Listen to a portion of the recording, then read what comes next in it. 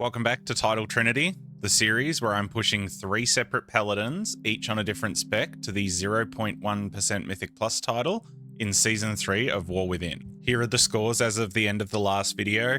As you can see, we're doing fairly well, keeping all the paladins up there in IO, but still a fair chunk behind the current title cutoff as of the recording of the last video. Quick rules refresher. I'm only allowed to get role-specific IO on each character. I am not allowed to pay for carries for obvious reasons, and I am not allowed to do a resilient key more than 1 level above the key that I have currently timed on that character. Those who watched the last video will remember that I broke Rule 3, sort of by accident, sort of by not accident, in the last episode, and so a random comment will be picked from the previous video to receive a WoW token as compensation. Going forward, to keep me accountable for this as well, we now are going to introduce Trent, OCE's rule police that will keep me well and truly in line. Starting out on Prop Paladin, a cheeky key right on reset during the middle of the day. These don't happen very often in OCE. Into an 18 Priory. Now this is for my Resilient as well, so it's always nice to have a crack at a key in the middle of the day on a Wednesday. Let's see how we get on with it.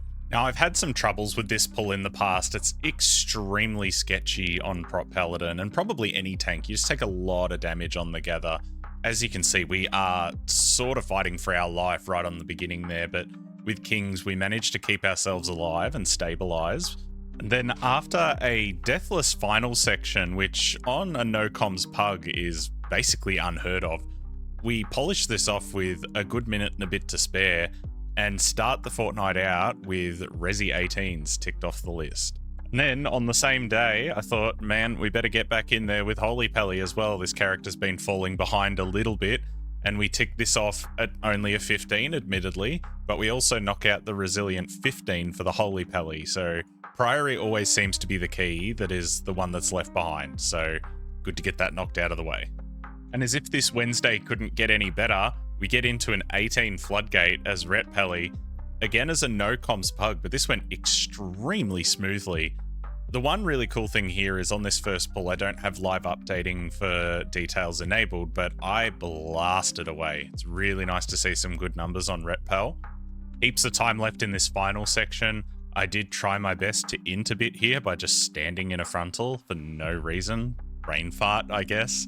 But aside from that little whoopsie, we managed to polish this off pretty smoothly once again, and the start of this episode is looking very promising already.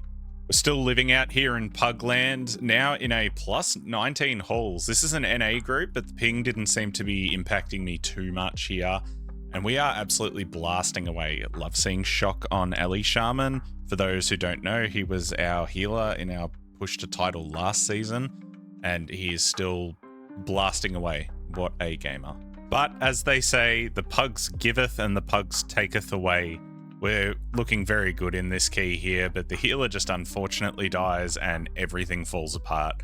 Getting to that point in the season now where the key level is high enough that one misstep from one player and it's all over. But no matter, I am starting to think at this point that we're going to have to look to get a static group put together to really push some of these higher keys, but for the time being, still living out in Pugland, going into a plus 19 streets this time. And those plans sort of been confirmed a little bit for me.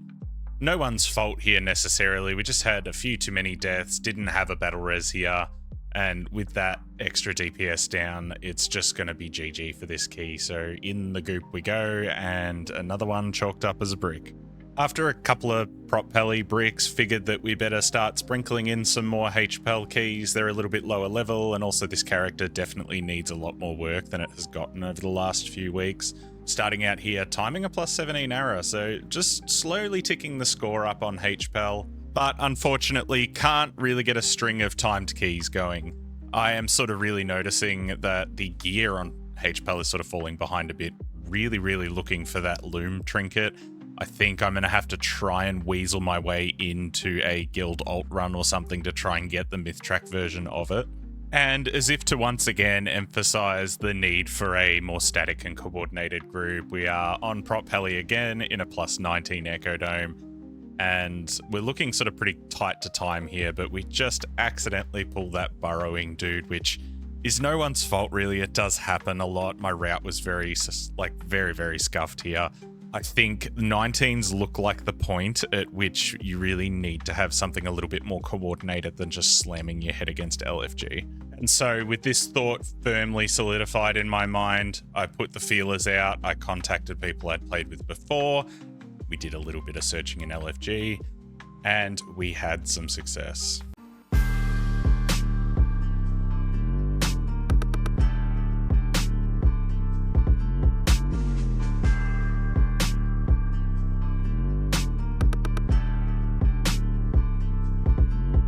Now, I've said plenty of times before that Mythic Plus is much more about your friendship network and your ability to push with other players than it is about your individual skill. This is really no exception. So in my searching, we found Fred and Vod, who I played with last season on the push to title. The DK Jack is Fred's friend, who he has dragged along. And Narsham, or Drabsy, we found in LFG. Now, I've come across Drabs in the past, I know who he is, but we managed to convince him to stick around with us for a more permanent sort of setup going forward. And I know that this isn't a key level up or anything, but even just the fact that our first night we sit down, time a 19, and then roll our way into a plus 20 streets. Now, this is a massive key level jump considering I haven't even timed the 19 yet. In hindsight, I think this route that we did was probably a little bit too safe, but I must admit I was actually quite scared that I was just going to get clapped by every pack in here. But that doesn't actually happen. We come in here and we're looking really good on the second boss. Only one death, the timer's looking fine. I have a bit of a whoopsie and forget to taunt the boss quick enough, and Drabsy gets meleeed as it comes down, but I don't think you can call yourself a tank if you haven't done that at least once. And it was on Music Room here that we started to realize that, holy crap, we're actually a good chance of timing this. We might just get a 20 out of the way on our first night together as a group. But alas, it doesn't pan out like that. Unfortunately, Vod left his Immo aura on as we were doing the cage skip going up to the last boss, and it pulled the skip mob. Now, in hindsight, I probably panicked a little bit. I thought we might have been able to port up and just let one person die, but this was sort of the nail in the coffin for the run. Still, I think we were all pretty stoked with how this went, mainly because, we got together as a group and then managed to get really close to a 20 right off the bat. So very positive signs for us moving forward. And just to finish off our first session as a group in solid standing, we polish off the 19, get it knocked out of the way, onwards and upwards. And like any true Mythic Plus gamer, straight back into the exact same dungeon again. This time on HPL, this was an omega scuffed run. I played so bad in this, I cannot believe myself, honestly. But despite all of these deaths, we persevere. I thought it might have just been gear on HPL, but it turns out I'm still just really bad at it, so I had to pull my head in big time. And by some absolute miracle, we managed to time this key. This was very embarrassing. I am positive I landed myself on many a blacklist after this, but I think it was maybe just a bit of a wake-up call that if I want any chance of actually completing this challenge, I need to get better at healing, and I just need to get better at HPL specifically. Aside from this, we are still living out in the pug landscape. While having the static group is excellent, I am pushing 3 characters, so it's really only going to account for pushing on 1. The other 2, I'm just going to have to slog it out. Maybe find some other gamers to put the Ret or the HPL in, but here we are knocking over the 18 Dawnbreaker. Ret has actually had an extremely good week. Very, very smooth sailing, lots of keys knocked out of the way. Now, while the fixed group is really good, it also did highlight to me that I need to actually do a bit of research on tank routes. Not so much because of the results, but because Vod, who is also a teacher, told me that I had to do my homework, which is very fair. So we had lots of time just sort of sitting here planning out different routes like this. And we rolled in for another group sesh. Now, Fred was out for raid, so Jeremy very kindly filled in and played with us for the evening. I was a bit scuffed on this key, just a few parts where my lack of experience at tanking high level keys really started to show. But we still made it work. We finish off this echo with a good minute and a bit to spare and get another 19 on the board for us, which is really, really cool. Unfortunately, the same can't be said for this plus 19 Floodgate. This one ended extremely fast. Now, while I was sort of panicking a little bit here, I will say that as the week progressed, my tanking ability sort of did pick up, but this game very much gives me head noise sometimes. I think once you have a few mistakes that brick a key, it can sometimes spiral completely out of control. But we managed to stabilize the mental for the night and tick off 19 Dawnbreaker. I think this just sort of shows what a static group that's well coordinated can actually achieve. Makes life a hell of a lot easier. So we're 419s down and looking to continue onwards. And in the meantime, we continued searching for keys on Retpel and Holypel. Now, I haven't actually included every single key from this last fortnight because we did a lot of keys. And at the risk of making this video extremely long for no reason, I felt like it was better to just trim out some of them. But all in all, the Retpel actually had a really, really solid week. We've got an 18 Ara getting timed just here. I played really, really bad here, but, you know, timed is timed still. And this character is sort of, as I expected, just kind of keeping up by nature of me being reasonably proficient at it and having played it for such a long period of time. Now, while the first plus 20 attempt in the streets went quite well, the same can't be said for this gambit here. This was in our group, it wasn't live streamed, but for some reason, my brain just wasn't working this night. The first area was really slow. I just die here for no particular reason. I'm finding that playing tank, you really, really have to be sitting up straight. On DPS, you can kind of afford to be a little bit more relaxed, but deaths like this just can't really happen, especially in like fairly important keys as well. And we get a big plus 19 on the Retpel next. Now, despite Trent, the Resi police, showing up and informing me that this was actually out of the rule set, I decided to make a bit of an exception here in discussions with a few other players.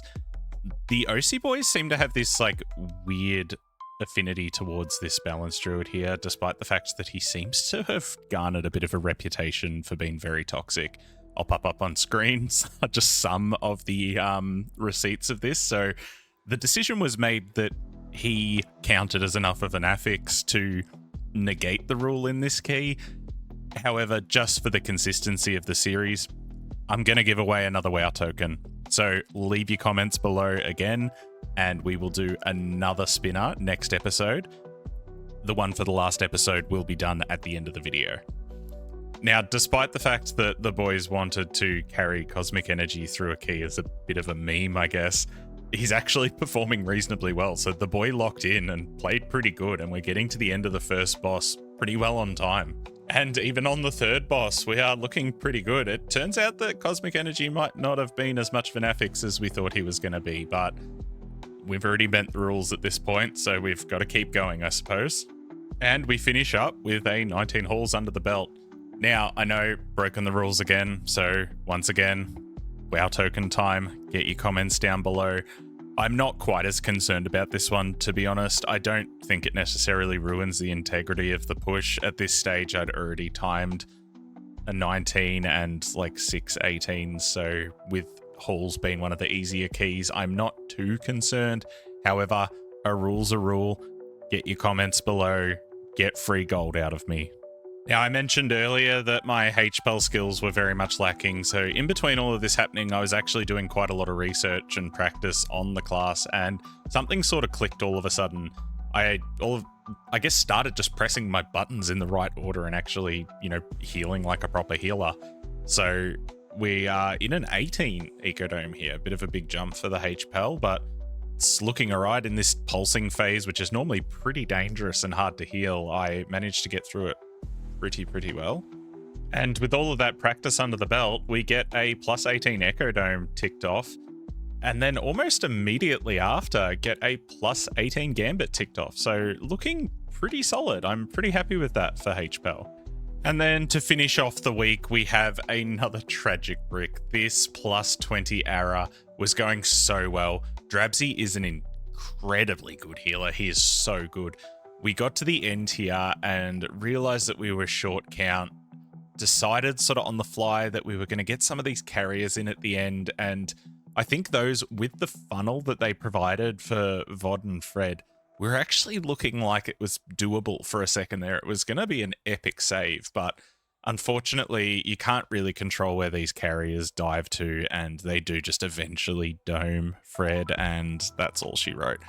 Now, this might look a little bit disheartening, but I think the thing is that what this week has shown is that these keys are very timeable. Like, very, very timeable. This run was far from where I would want it to be, and our first attempts at a lot of these 20s are pretty much getting timed almost straight away. So I think this is really, really good signs for the series. The Protpel in this push group scenario will be very, very good at climbing its way up there, leaving us really to have to just worry about the Ret and the HPEL.